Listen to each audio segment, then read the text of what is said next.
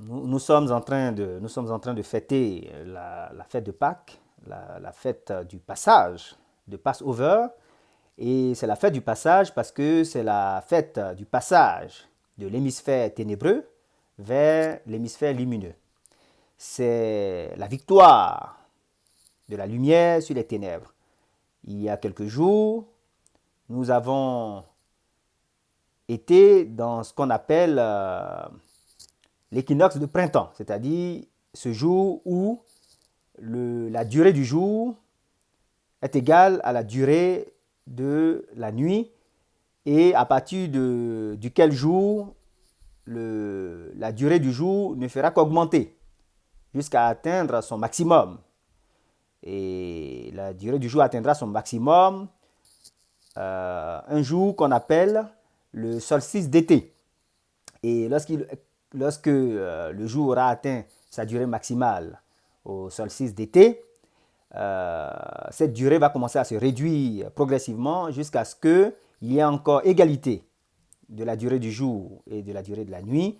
Et on appellera ce jour-là l'équinoxe d'automne.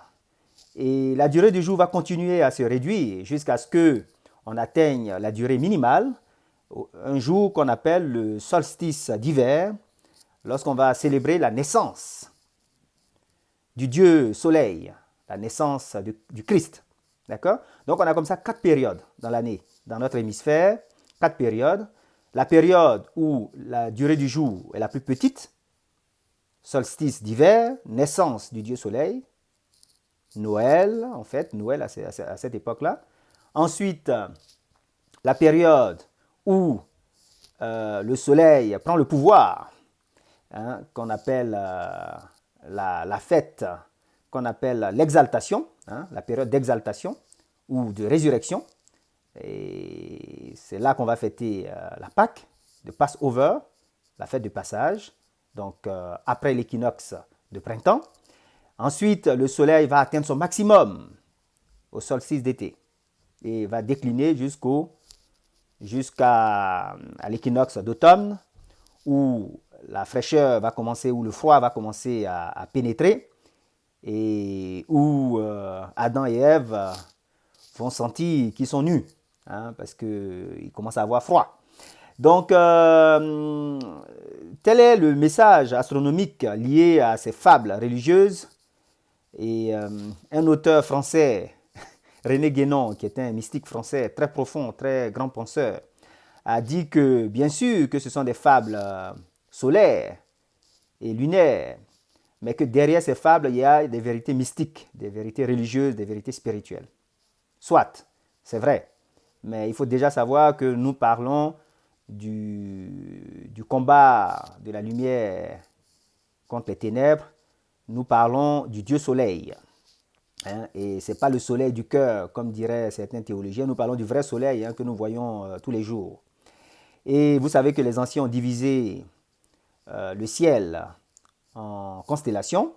Il y a les constellations qu'on appelle les constellations du zodiaque, le zodiaque cercle des animaux, comme on l'appelle, et il y a des constellations au-delà du zodiaque qu'on appelle les constellations extra-zodiacales.